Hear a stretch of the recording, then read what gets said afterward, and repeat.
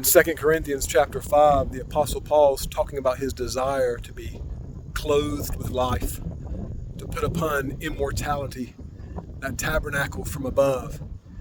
And then he realizes while they're in the body, they're absent from the Lord. And he says his desire is to be absent from the body and present with the Lord Christ.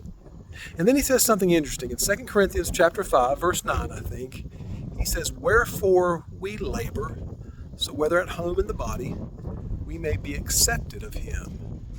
He talks about the glories of heaven. He talks about his desire to be clothed with that temple from above. It says, so we labor. We get to work, desiring to be accepted of him. He doesn't say, because I want to go to heaven, I just think about a prayer I prayed about 30 years ago, or I think about the Lord sometimes. No, he says, I get to work for my God. It's very similar to Philippians chapter 3, where he says, I forget those things which are behind, and I press forward to the mark of the prize of the high calling of God in Christ Jesus.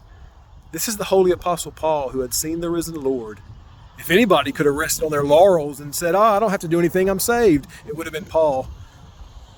But if Paul says he labors, if Paul says he presses forward, what ought you and I to do? This is grace. Because of grace, we labor. Like the hymn says, let us labor for the Master from the dawn to setting sun. Let us talk of all his love and wondrous care. God bless you tonight.